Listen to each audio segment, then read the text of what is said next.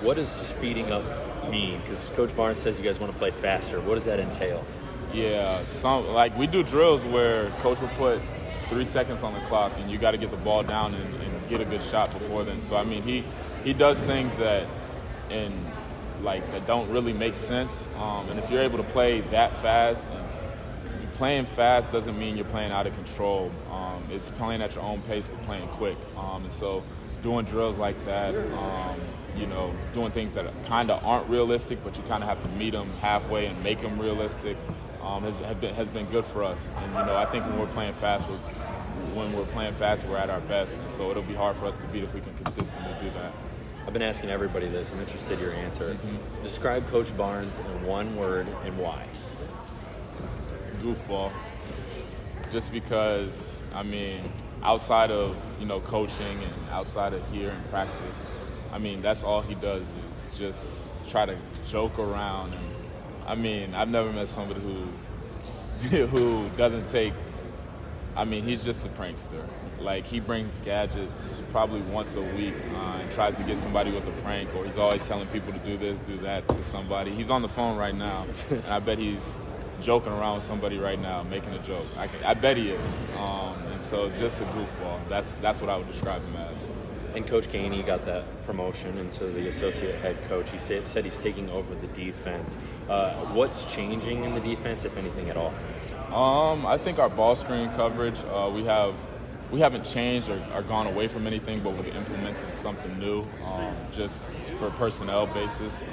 So just our ball screen coverage, but our defense is something that we're going to have to pride ourselves on, and so it's something that we did have prided ourselves on in the past, and so that's not really going to change. Just basic things in ball screens and how we guard ball screens. We've implemented something new.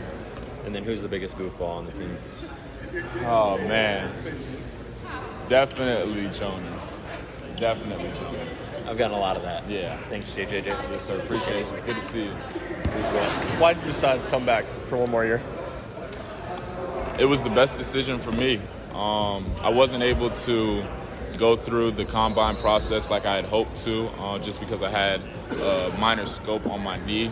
And so just, weighing all the options and not being able to show or be at my best during the combine, I knew it was the best decision for me to come back. I know the areas of my game that I need to improve on. I got the feedback that I needed to, and so I'm just, looking to show that I can make improvements where needed. You're not only a senior, but you've played heavy minutes from really your first day you stepped on campus. Do you feel like you've kind of seen everything that the SEC and college basketball can throw at you? I've seen a lot. I won't say I've seen everything, but I've seen a whole lot, and I have a lot of knowledge of the game of the NCAA college basketball in itself. And so I think that knowledge and that experience will help me out and help this team out in this year to come. You obviously kind of turned the corner with your offensive game back half of last season. Just how much confidence did that give you? How good was that to feel after? I think you at some point tweeted out that Snapchat you had from when you had your finger was injured and you were shooting 17%. Just how good did that feel, and how much confidence do you have as a scorer going into this season? It felt great. Just knowing that, the hard work that I had put in since being here is, starting to show and come to fruition. It was really good because we were winning games as well. It wouldn't have been as great if I was playing well and we weren't winning games, but I think that I impacted winning, and that's all I ever want to do, whether I score 0 points or score 45 points. As long as we win, that's all that matters to me. But, yeah, it was definitely good to start shooting the ball the way I know I can and playing the way I know I can. And so I think I know that for this team to go to the places that we want to go, that everybody's going to have to do their job, and I'm going to have to be at my best, both offensively and defensively. What's been kind of the emphasis and where you've been trying to grow this offseason?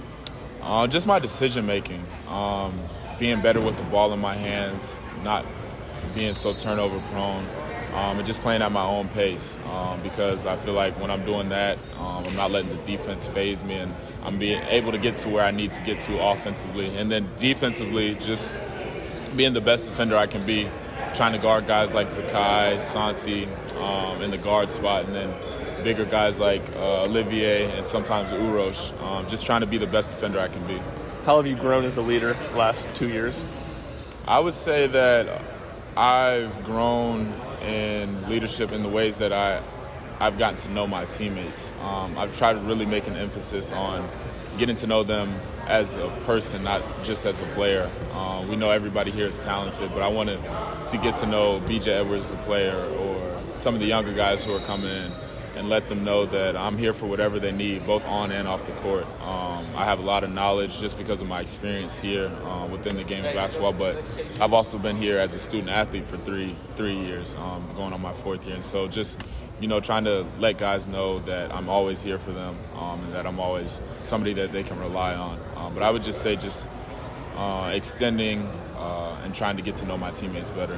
Doing that, getting to know guys personally, does that make it easier to be a confrontational leader on the court when it's needed? For sure, because at the end of the day, it's all about winning.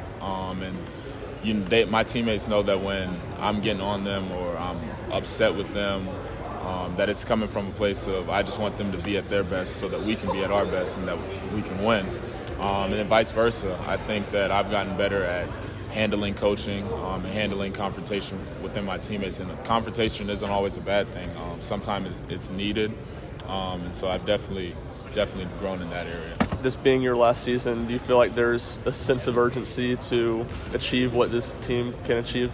Definitely. I think if we're not the last team standing, that it'll be a disappointment for us and for me personally. And I know that with this being my last year, I want to go out on top, and I'm going to really try to do anything in my power to enable that. How would you describe you and Santi's relationship off the court? We're really close. We do a lot of things together. I was telling somebody earlier, they asked me how he's influenced me outside of the game of basketball, and he's really influenced my likeness for soccer. He's a really talented soccer player. His girlfriend's on the soccer team, and so our relationship outside of basketball kind of has grown in the game of soccer, and he's taught me a lot. And looking back, is something that I wish I would have played growing up, just because I don't know. It seems like a lot of fun. But yeah, our relationship is second to none off the court. Outside of Lady Vols, you have a favorite soccer team now? I don't. I need to though. I need to find one, but it has to be a team that's winning because I can't do it with the losing team. All right, Josiah. Appreciate you. No, John Fulton.